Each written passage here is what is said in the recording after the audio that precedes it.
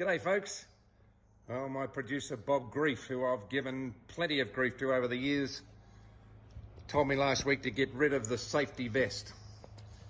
Good idea, Bob. I nearly got bowled right over again this morning on a footpath by a bloke riding a bike. But anyhow, got a great show for you, which is just normal for Bob. Geoff Hall is from the Goulburn Valley Fly Fishing Centre. Well, he's retired and handed over to Anthony, but I drift down the majestic Goulburn with Geoff and we get some nice fish on the fly. Now, Steve and Bushy go to a place called Howard Springs. I think I know Howard Springs. I reckon I went to school with him 65 years ago, but Howard Springs has got a beautiful dam and the boys run into some super Australian fish called Barramundi. Now, John Pearce is in Thailand and some beautiful islands in the great waters of the seas around this magnificent country. And we see some wonderful sailfish come out of pristine water. The Great Australian Bight is again the scene for Steve and Bushy completing their road trip. And my goodness me, Steve, he's gone into the wrestling business. Not a good move, Stephen, I tell you now, to wrestle with the big whaler shark. Folks, I hope you enjoy it.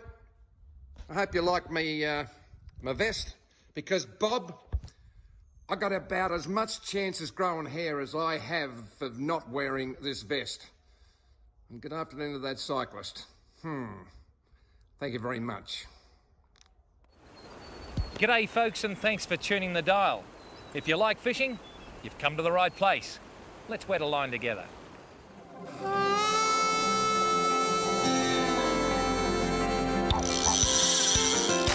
Hey, Look at that! The old bearded birdler, he's in his element. Throw it into his mouth. Unbelievable, mate. it's just like nature. It's what we're all about. I tell you what, This is just fantastic. Wagons, ho!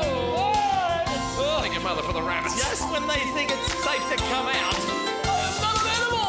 Bang! I guess in the end, that's probably why we all go fishing.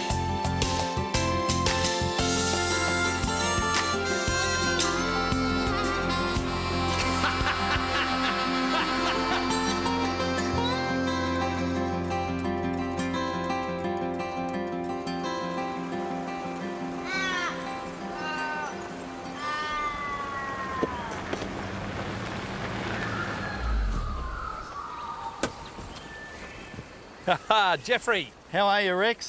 Well, mate, I'm like a kid in a lolly shop. We're going to have a great day, don't Good to worry see about you. it. Folks, this is Geoff Hall, part of the partnership with David Pickering, who is Goulburn Valley Fly Fishing Centre at Thornton on the banks of the Goulburn River, around about 15 k's from Lake Eildon. That's absolutely right, Rex, and we've got magnificent water here. It is nice, and I tell you what, it looks in magnificent condition. What do you got in mind? A drift down to the breakaway, about 15 k's. We'll be stopping off at a few places. We've got a great lunch for you as well. This sounds fantastic. He's playing my music. Folks, where's the bloke who was wearing that? Well, actually, I brought this for you, Rex. Did you? You're going to have to wear a life jacket Double because, XL. yes, we insist on safety. That's good. I'm going to get home. Let's go fishing. Rightio, Rex, here we go. Very, very You nice. get in the Jeffrey. front there. No Rubber problem. ducky. Been a Yep. while since I've had a rubber ducky, mate. Yeah, that's right. In the bath when I was a kid. Rubber ducky, you're the one. Now, do you want a couple of blokes to give you a hand there? No, it's no problem, and we're rolling. Beautiful.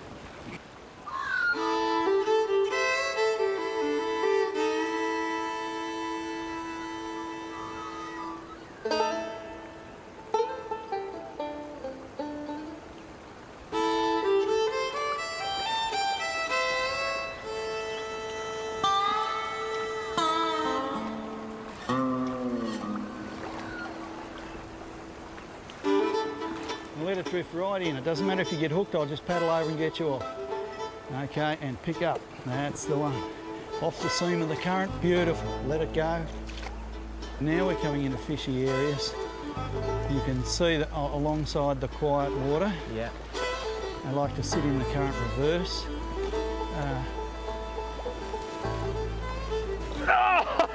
He's on. He's a baby. It doesn't matter. He's He a can be. baby. He can be 6 pound, I don't care. The fact is, He slammed that hopper like it was the last feed. artificial grasshopper with rubbery legs like mine, and he took it. He took it like it was the last feed he was ever going to have. Now that's Madam X meets Nobby Hopper. Look at that. Hey, what a pretty fish. Well, the American fly, the Madam X, has got big rubber legs, as you can imagine. There's all sorts of stories about Madam X. Yeah. And that's the Nobby Hopper, and we've put the two together to make a great fly. He's only tiny, folks, but I tell you what, we're selling the sizzle here. The smell of the steak, the sizzle of a feed. The next fish might be bigger. Jeffrey, I don't really think it matters, do you? No, it's great to see them take like that, isn't it? This is piscatorial heaven, folks.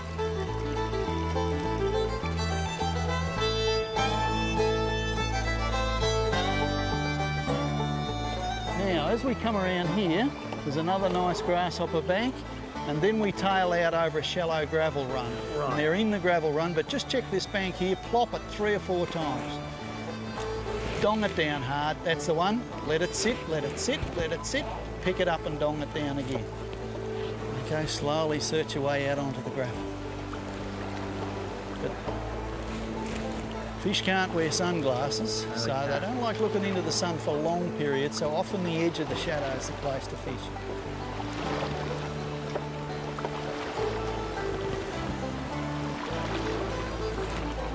Okay, and then once we get through here, fish that ripple to the right. Yeah, I'm with you. Very fishy looking water. Isn't it lovely? Oh, yeah. Look at that. It just needs more stock, that's all. It does need more stock.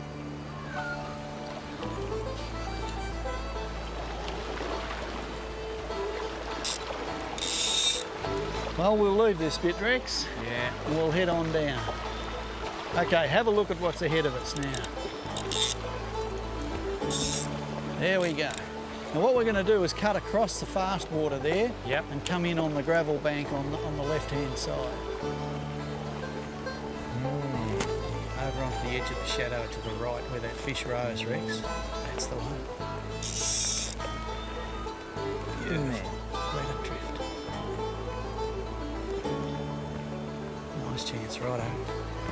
Nothing doing. Right. 5 or 6 dobs down along the tussocks.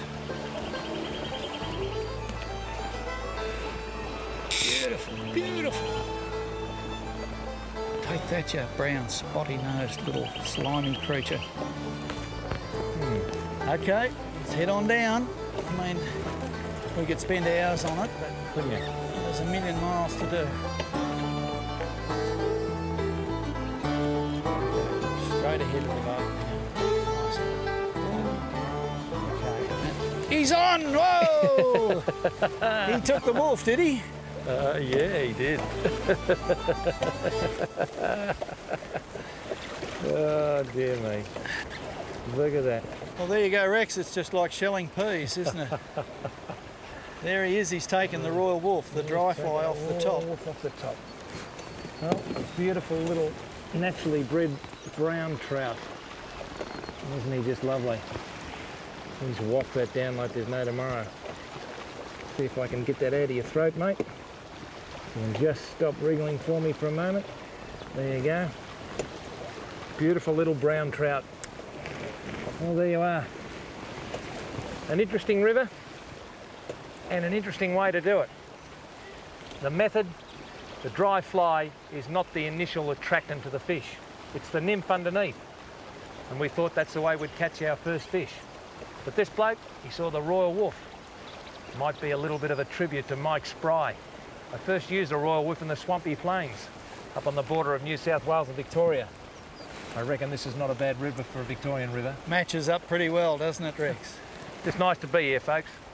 Hope you're enjoying it like we are. All right, here we go. We'll go out here and we'll drop into the next bay further down.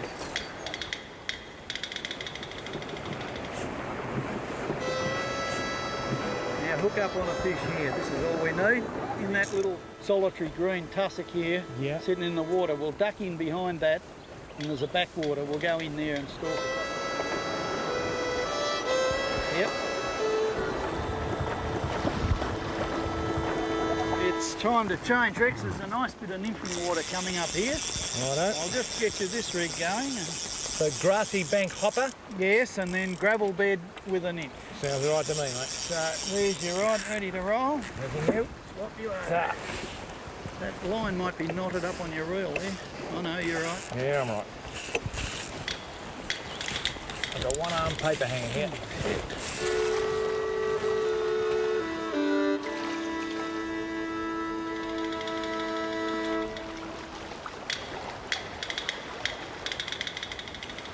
This is known as Leek's Lagoon because Colonel Leek, who owned this property, was a colourful local character, and this piece of water was often in contention, and so it's always been referred to as the Colonel's Lagoon or Leek's Lagoon.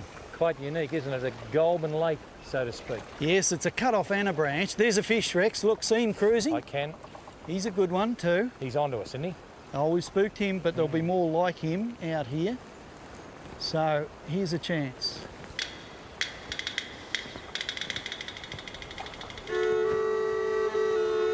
It's absolute. One. Yeah. Look, there he is. He's coming our way. Yeah. About 2 metres off. He's got it. Give it to him.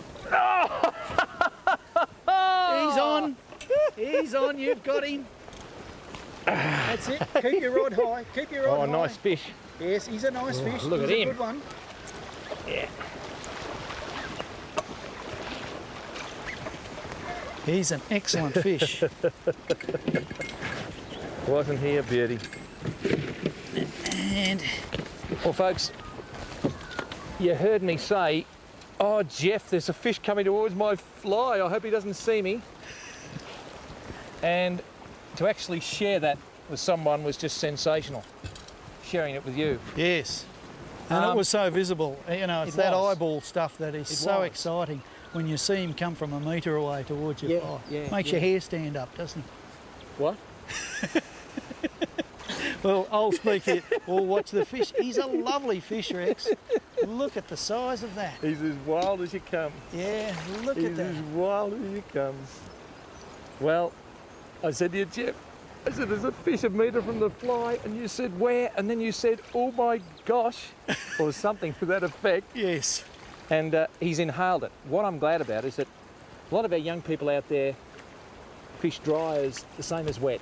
They Yes. get a take and they go bang and they're just pulling it away from the fish, but you've got to give them time. Yes, and he'll take it right deep down into his mouth, press it against his palate, then there's a chance that he'll expel it, and that's when you set the hook, and that's Yeah, brilliant. Hey, yeah. put it there. Hey, that's brilliant. That's But fantastic. he's inhaled that like I inhaled that beautiful lunch that that David made us on the bank there, just near the lagoon. But, oh gee, this is what I'm on about. In the 60s and 70s, Bob Gibb and I used to come up here, and we used to consistently get fish like that. You know, 2 or 3 of these fish we would have a chance at each day. Yeah. And it just goes to show that the fish are here. Yes, they certainly are. And this is world-class fishing. Look at that. Well, we better check his weight. Just disconnect that. Oh, gee me. And he's over a kilo, Rex. Is he really? Yes, he's over a kilo. I'll just hand him to you to hold for a moment once I get the hook out. Gee, I tell you what, you're catching whiting and you get a bag limit in a couple of hours, or you're catching salmon off the surf one after the other, but this is stalking, this is hunting, isn't it? It's probably more hunting than fishing. Yes, it's that ability to eyeball the fish, and it's you and him. And oh boy, he's got that Was he grasshopper right down. There we go, Rex. Just cradle him in your hands. Look at that. And there he goes. And that's what he took. Yeah. Look at that. And he inhaled that down. I think it's time he went back, don't you? Well, he said 2, and away he goes. Hey, what about your kiss? Hey, our first date. He's heard about your kisses from other fish, Rex. That's what he's done. I tell you what. He didn't want to be kissed, that one. It wasn't easy, folks, but we won. On your Rex. Let's go and do it again. Oh, again, thank you very much.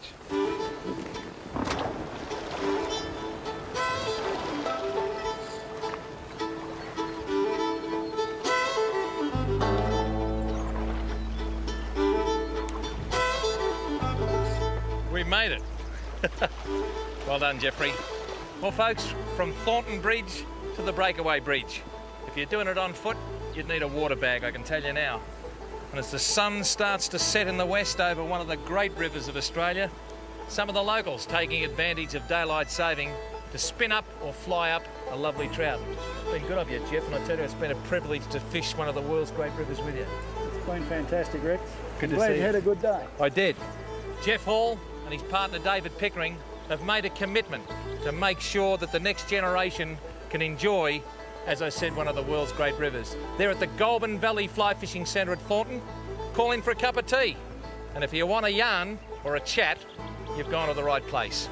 This has been fantastic, folks.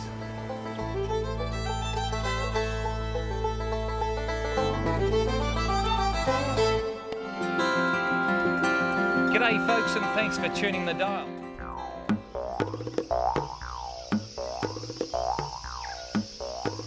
At least we didn't have to walk as far as we did in England to get to that Diva Springs, eh? I told you we shouldn't have gone past that last service station. When they say empty, they're empty. Well, look, this is it. What's this? Dogs, cats, that's you. Fish. No, fish is me too, I think. Yeah, she's a sticky one. Yeah, it's warm. It'll build up to the wet season, the clouds are starting to come in. It won't be long until it starts raining. Might stir the fish up though, a bit of that overcast. Might indeed, and the raising temperature. It's supposed to be 3,000 barramundi here in a lake about 3 acres, so even we should be able to catch one, Bushy. Yeah, well, don't tell anyone, but I don't care if they are surrounded. I want to catch them. This is the Barramundi farm near Howard Springs, about 32 kilometres outside Darwin.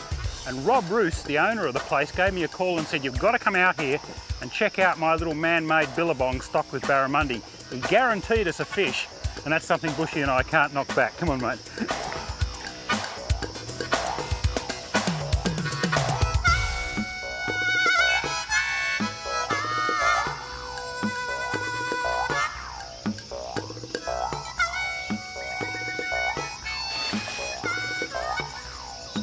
Now Rob tells us that he doesn't actually feed the fish in this lake. There's enough natural food in here to sustain them. But what they particularly like are these high protein pellets. And whilst it's not exactly kosher from fly fishing point of view, is it, Bushy? Sticking one on the hook. I'm going to leave my glasses on so no one can see me. You're incognito today, mate. I'm going to throw one of these pellets in. They're floating pellets. You throw one in too, Bushy, and we'll see. Bushy cheated and threw a few in. Well, that's cheap. They're supposed to... Oh, yes! I think they like them. I'll slip the sunnies on and we'll just pop one of these pellets out there on the fly gear. I think this is going to work, Bushy. I hope it works. Oh, come on, fishy, mine. Oh, mine's slowly sinking. He's looking. Look at that. He stuck his nose up right underneath it. He must have seen the leader. They aren't silly. That fish came right up like that and sat an inch under my pellet. And he said, that is not a kosher pellet. Oh, there's one, looking. Bushy. He Oh, he spooked. rejected it again. Steve cunningly spooked him with the end of his rod. That's it. Right, there's some more real ones. A lot of these fish have been caught and released before, and it just shows you that even in the wild, they learn very, very quickly. Once they've been caught a couple of times, they get a lot harder to catch. And these ones here have been done a few times. They are not silly. Oh! Yes! Got him! Well done, Bushy. We have a barramundi. Oh, that's great. Nice fish. Yeah, they're good fish, aren't they? Now, Rob tells us... Oh, look at that. Apparently, we don't just let it go straight in here, Bushy. Rob comes down and gets it, and he's got some saltwater tanks up there, highly oxygenated saltwater tanks that he puts the fish in and lets them recover for a little while, which is a great idea. We'll just pick him up here and give you a bit of a look at him. I think that won't matter. Just cradle him gently. That's very important with barramundi, that you handle them nicely. Keep them nice and flat and don't squeeze them. Well, we'll put him in the salt and get him back going for another day. All right, amazing. Fishing in a little pond full of barramundi, but it's certainly no soda. Still the rules of fishing apply. Now we'll sort of see if we can get one from Steve. I'll do everything I can to sabotage him, but I reckon he'll probably catch one. There's one on the bottom. Oh. Going to get to the bottom. I think had him. Yee! What a performer! Oh! Oh! He's jumped into the weeds. Come on. I tell you what, they go hard, Bushy. Gee, they jump well. Oh. Aren't they nice silvery fish? You'd think coming out of this fresh water they might be a bit darker than that, but they're beautiful fish. Gee, they've got some strength, those Goulburn guys with. There's no actual snags much in here, not much in the way of solid structure, but very thick weed beds, and that's part of the reason that this is such a rich and prolific fishery, because all the little shrimps and the small fish and other little organisms live in that weed, and that's what these barra are feeding on. Oh, what a lovely fish, Bushy. There's a thick-bodied fish I'll land him for you, mate. Don't lift it by the jaw, I tell you what. Look how solid. Have a look on the front of that fish, just how thick it is through the shoulders. Little close set eyes there. Now this is a really good way to catch a barra, whether you catch it in the wild or in a pay-to-fish fishery like this one. Well, that's just about it for another week, folks. We'll see you somewhere soon in the wonderful world of fishing.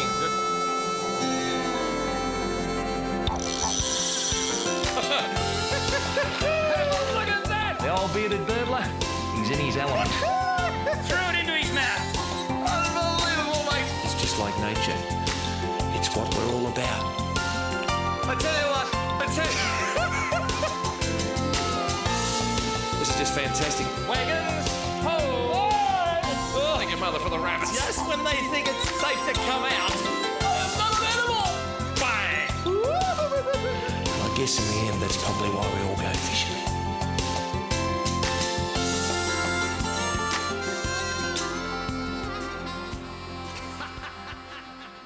G'day folks and welcome to Rex Hunt Fishing Adventures. And this is the second part of our look at the Great Australian Bight in Western Australia. And last week, Steve and Bushy really found a fishing paradise. Let's look back and refresh our memory. Okay, this is the deep bit, boys. Hang on. Alright, I think this will do it. Nice flat spot. I reckon that was a dead heat. No, mine definitely hit the shore first.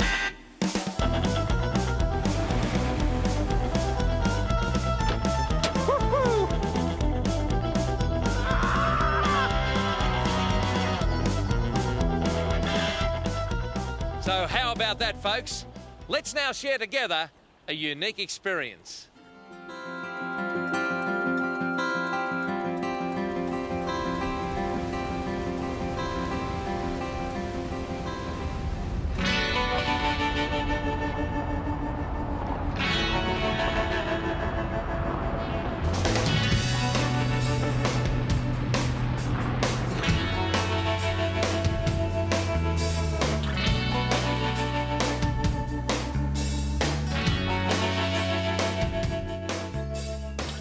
Well, we've finally got here. I've had a beautiful sleep. The moon's been out. Company in the tent wasn't all that good, but I've had a great night. I had the brekkie, I'm ready to go. Only one slight thing yet. There's apparently a 300-foot drop to get down there. Now, Arthur, you've saved my life on the sandboarding. Thanks, mate. What do I got to do to get down this ladder? Thanks, mate. Look, it's pretty easy, really. You just don't look down, hang on, and count to 300. Count to 300. 300 steps and you'll be down there. Oh. There's ladders and ropes, so it's not really difficult. Just take it easy and you'll be okay.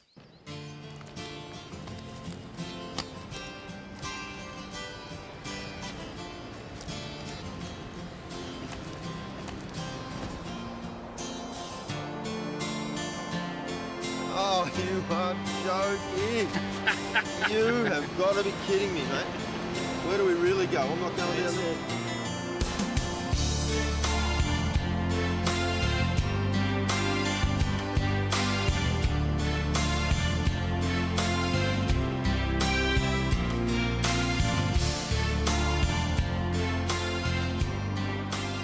Well, there it is, Bushy. What do you reckon? Oh, you are joking. I'm not going down there. There's no way. Have a look. Oh, salmon. There's salmon down there, mate. Oh, I still don't want to go down And look there. behind them. Oh, look at the shark. Big sharky. Don't think about it. Put these gloves on. Oh, God, that's a long way down there, mate. It's a long way, but we Another take it one step at a time. Yeah.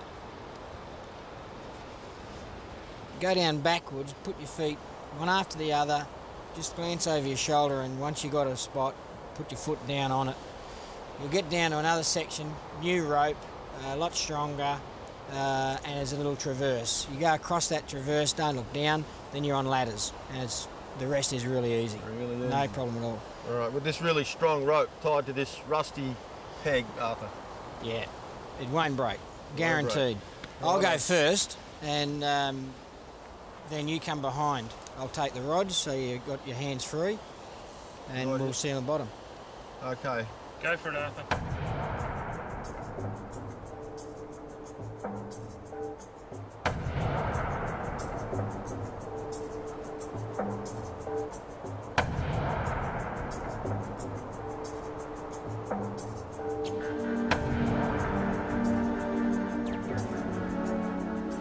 I'm not going in there. No, you're going across there. No, no way. You sure? Yep, that's fine.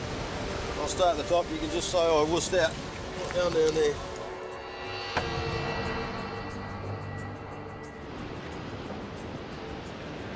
Whew. Well, I'm about halfway down, and I guess in many ways the worst of it is behind me, but I'm still going to be very careful. I got to tell you, my palms are a little bit clammy in these gloves, and I've got a bit of a tremble in the knees. Now, Bushy has opted to remain on top. He got part of the way down, didn't like the look of it, didn't like the look of the gear that we were climbing on, and decided to stay on top. And I tell you what, I admire him for making that decision. Sometimes it takes a bigger man to say that he doesn't want to do something than to be forced into it by peer group pressure from others. This is not the sort of thing you want to do unless you're 100% certain that you know what you're doing, and also that you understand the risks that you're taking. I am taking a bit of a risk. I've done it before. I wouldn't recommend it for a lot of people though. Whew. Well, I made it. Knees are like jelly, and I'm sweating a bit. I think I'm getting too old for this caper. I think Bushy might have made the right decision, but those fish are still there.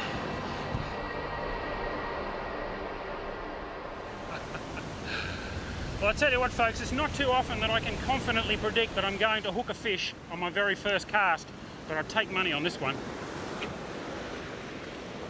Out goes the lure. And I've got him! Oh, took about 6 turns of the handle, I guess, after the lure hit the water, before the first hard-fighting Australian salmon just climbed all over it. I tell you what, I've fished some magnificent places all over the world, but I can't think of too many that would top this one in terms of the backdrop, the sheer beauty and grandeur of the place, and the quality of fishing. This fish I've got on, he's coming into the surf now. Woo!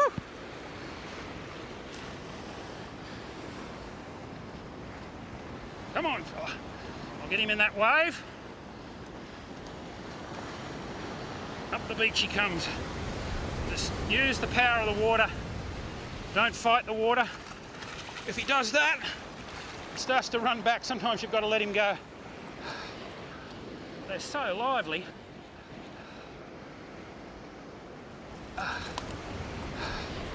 Beautiful fish. I'll bleed him out and he'll be great for the table. Stevie, 50 metres, 2 o'clock. Okay.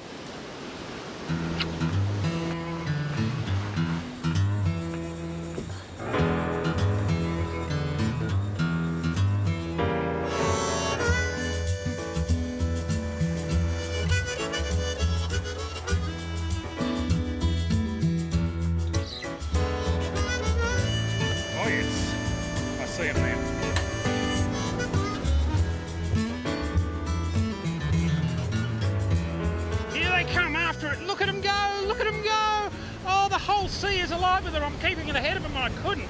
Oh, he's running like crazy.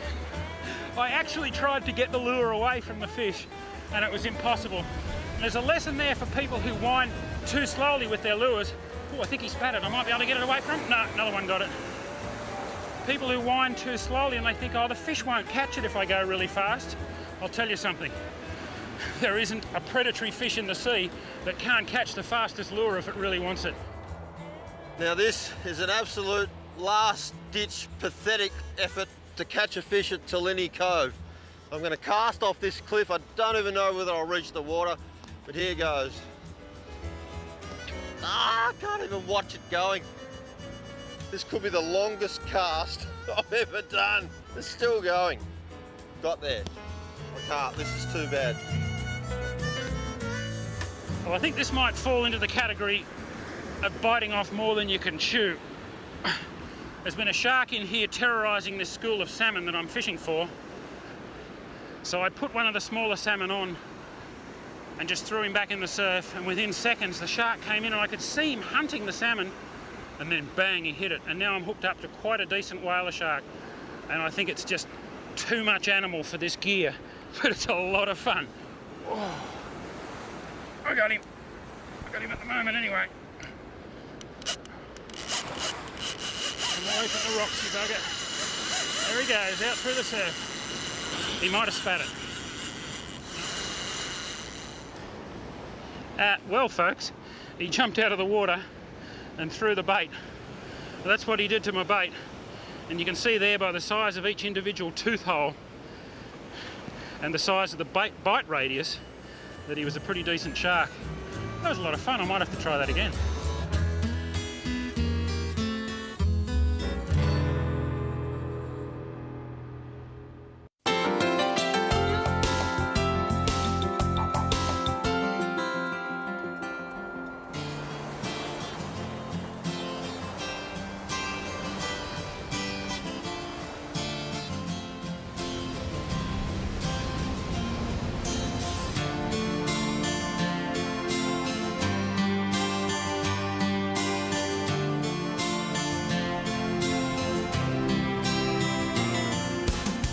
Here he comes. He's after it. Oh, he's chasing another salmon. Oh, he bit my balloon. He's got the balloon. I don't think he's got it. He missed it again. That's it. Shark. Big shark coming in. He's on the attack run.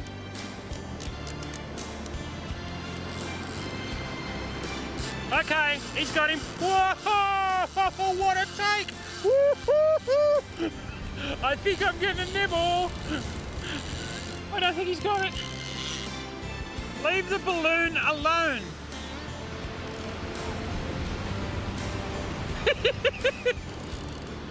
I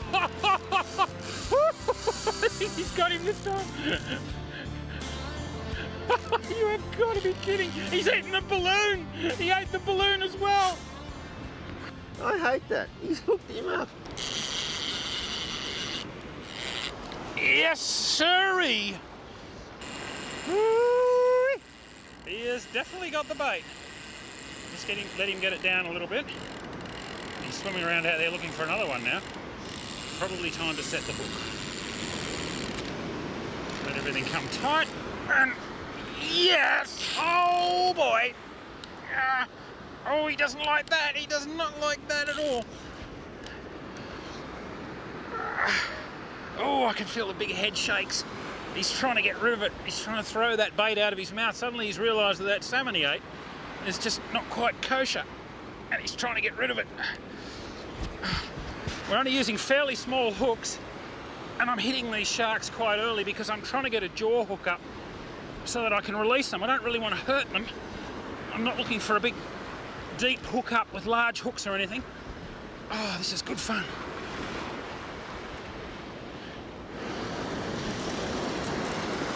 Big run. Whoa, he's a bit of a runner, this one.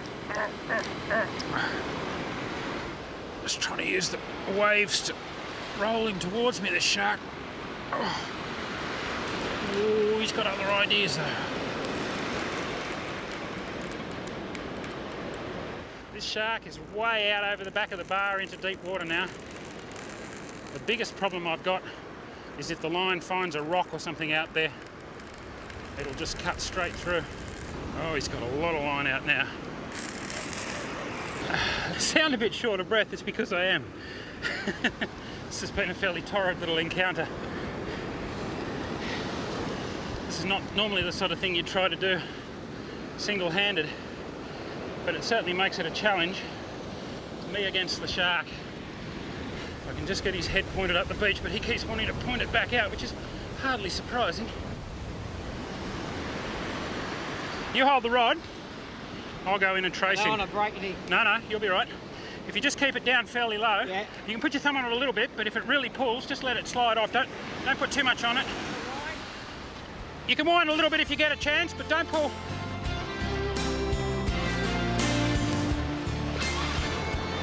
And if I say so, just point it at him and let go of the line.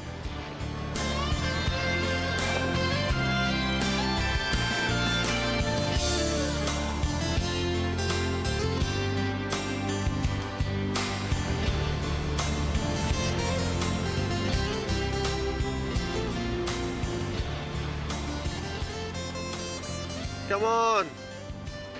Well, we got him. I got him now.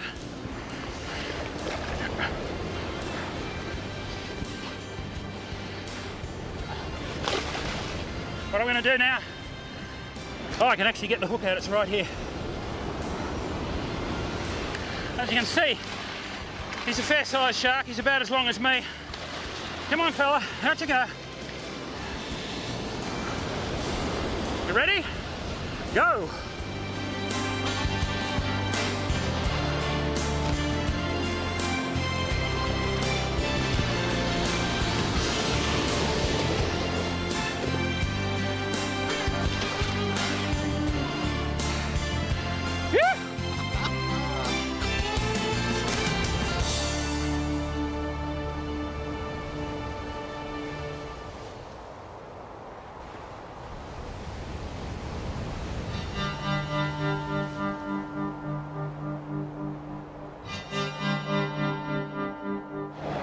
Well, definitely looks like we're back in civilization, Bushy. Unfortunately. Back out on the blacktop. We've just done about 700 kilometres through one of the most remote parts of Australia, and we've seen some outstanding sights, haven't we, mate? I think it's one of the best trips I've ever done, I'd have to say. It just blew me away. What was the highlight for you? Well, I think the real highlight was that huge sand dune. I mean, getting on that piece of polished board, mate, that was just terrific. But what about all the sharks and the salmon at Tillini Cove? Well, that would be one of the best places I've almost been, I have to say. Almost been, I love it. Look, seriously, folks, we have seen some wonderful things, and it's just the most remote place you could get to, and to see the fish still in their natural state, we really need to look after places like this.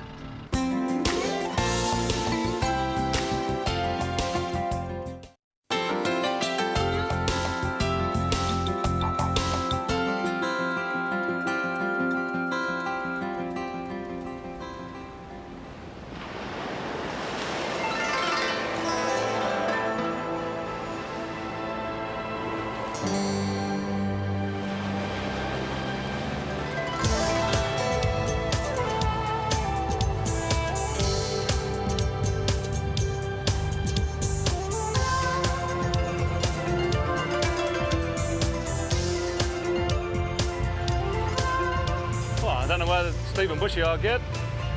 They told me they were going to meet me on number 4 island on some big white boat.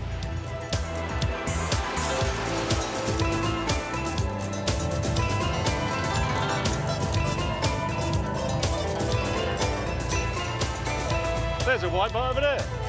Hey, they didn't say it was a big white boat, that's a single lady.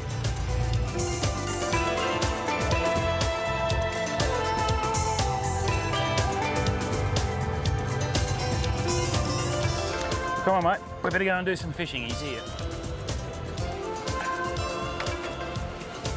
John Pearce, how are you, mate? G'day, mate. Nice to see you. Bushy, Hey, John. welcome aboard. Thank you. We're leaving a bit of style behind here, but we're coming into another You're bit going of to have to style. come down one class. Yeah. One class. I'll tell you what, John, it's nice to be back on board. It's good to have you, mate. I'm here on the Reel Hooker at the Similan Islands off Thailand, and I've caught up again with my old mate, John Pearce, who's the skipper and owner of this beautiful vessel. Mate, we're heading out fishing today. You've been telling me about this seamount. What are they catching out there? Well, we've been lucky enough. We've had a few small black marlin there, certainly some wahoo, schooling yellowfin, and definitely a sailfish. Sounds pretty good to me. Let's get going. Good, let's go, mate. Get some gear ready.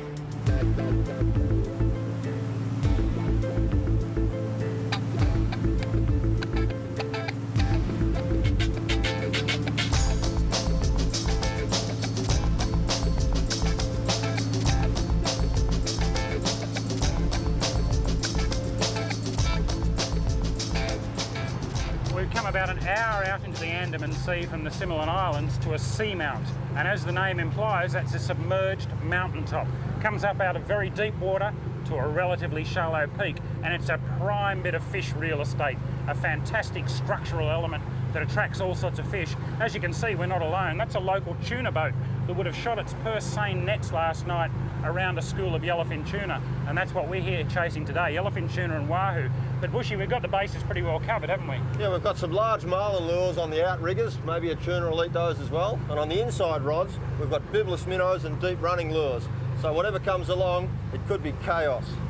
And just to add to the chaos, we've also got casting lures, so once we hook up and we've stopped the boat, we can throw these metal lures out and rapidly retrieve them as well. We should be able to get into some real mayhem today if we can find a couple of schools of these fish. The director's going to love this one.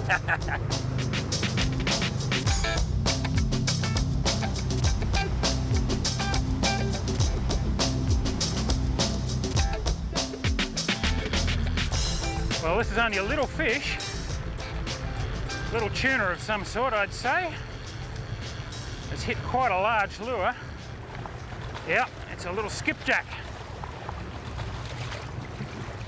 Now, these things are found throughout the oceans of the world. They're one of the most prolific of the tuna species. Skipjack tuna, until fairly recently in Australia, better known as striped tuna. And you can see why, the stripes there on the belly. Beautiful iridescent purples on the back. And these things are eaten by just about every large predatory fish in the sea, from sharks to big tuna to marlin and wahoo. They're the reason we're fishing this area. The top of this seamount attracts a lot of fish like this. They come here to eat the really small bait fish, and the big predators that we're after come to chase fish like this skipjack. So we're on the right track.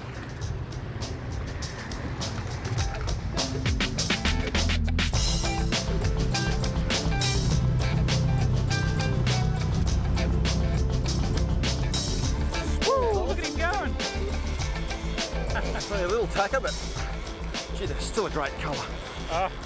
Must have been a couple Whoa, there, eh? Because I think that other, yeah, other outrigger got hit as well. There was a hit on that right outrigger. Whoa! Tell you what, there was a hit on this just then while we were... Real acrobats, aren't they? Look at that in that blue water. What a beautiful fish.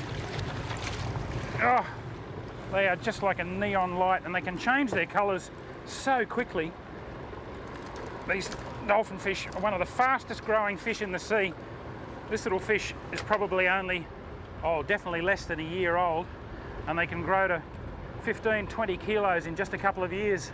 The scientists think they've got a lifespan of probably only about 4 years, and they've got the potential to reach as much as 30 kilos or more in that time. Look at the blue there in the leading edge of the pectoral fins, and those little dots that are just haloed with bright blue. Fantastic fish.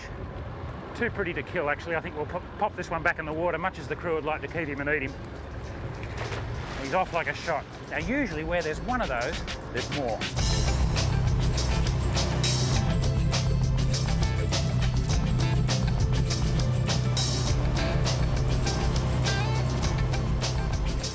What do you reckon, Bushy? I think mine's a little tuna, probably a little stripe or something. Yeah, me too. Skipjack, I'd say. You got the heavier gear, you'll get yours in quicker, I think. Well, let's see what happens. Feels like a striped tuna though. Come on. See the silver flashes there, he looks great. Yeah, I might leave him there for a minute. Something large might come and monster him. Come on, fish. I think I drew the short straw here, Steve. There's about 10 lures with hooks on here between me and that fish. This is what you call Thai roulette. Pretty effective rig though, the old daisy chain, isn't it? Yeah. All right, little jelly bean one. I'll give this to the crew, and they can put him away for some bait. Thanks, John. Turning him upside down, quieten him down.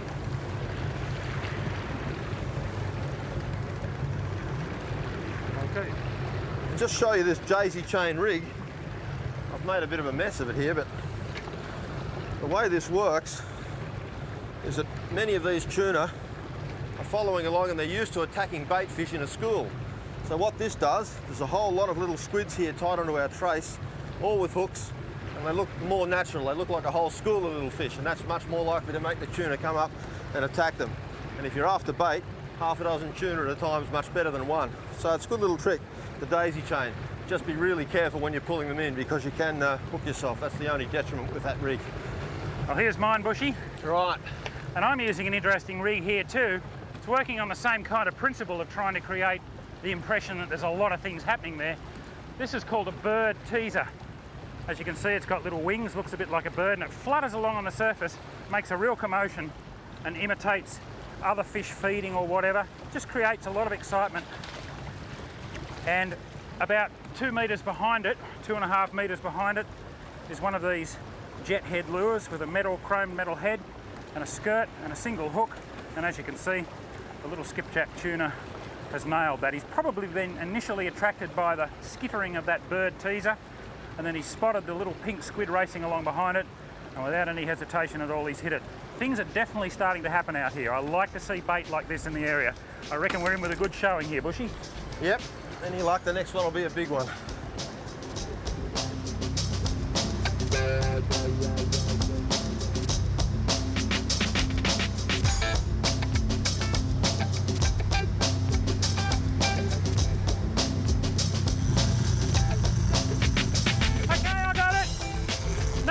Sailfish, I got a good look at it. Woo!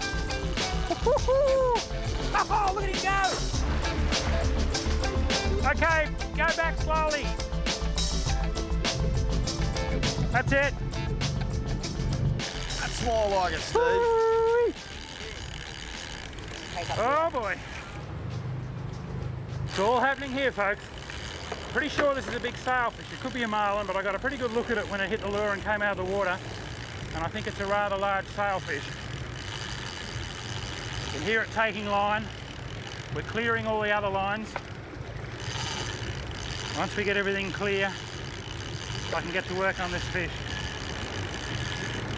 What a beauty. Woohoo! That is a thumper, Steve. Where's he hooked? Top of the head. That's a tricky one.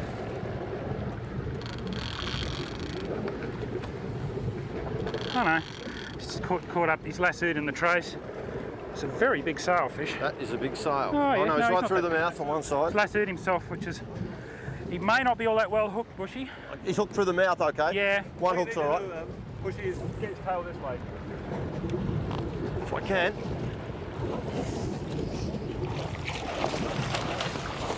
Woo! Let go, Bushy! Let it go. He's away, that stirred him up. That's what you've got to watch for. As soon as Bushy grabbed hold of the leader, the fish came to life and took off. Bushy let go of the leader and it came flying out of the water. It's hooked in the mouth and actually got a turn of the leader around the top of its head and through its dorsal fin. And now it's playing up a bit. Okay, you can see the top of the trace or leader coming out of the water there now. That's the swivel. We've only got about a 2 metre leader. There we go. He's finally rolled on his side for the first time. Shows he is getting a bit tired. Bushy's got the leader. He'll let it go if he has to. Got the fish here beside the boat. Got to be a little bit careful of their bill here. Watch him, Bushy. I'm watching. That bill is very sharp. And you don't want to get in front of it when one of these things jumps. Right, now we're going to quickly lift him up on the side and show him to you. Oh, big one. It's a very big sailfish. Roll him that way, guys, and I'll lift the sail. Now you can see that the leader did split his fin here. That's an injury that he will recover from. There's been many sailfish tagged and released with splits in their fins and recovered. He's in good condition. He's a big, long sailfish. Look at the bars and everything here. Let's get him back in the water and swim him for a little bit, Bushy. Now what we're doing is swimming this fish, getting the water going through his gills again. He's pretty tired. Got that split fin, but he's okay. He's not bleeding profusely. His tail's going.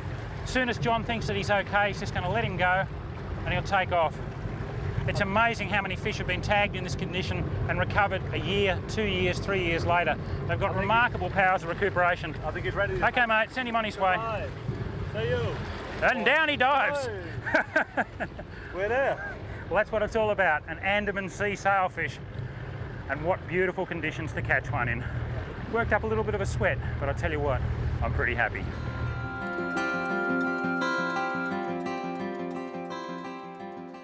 Well, folks, it's Yibbida Yibbida time again. We'll see you again.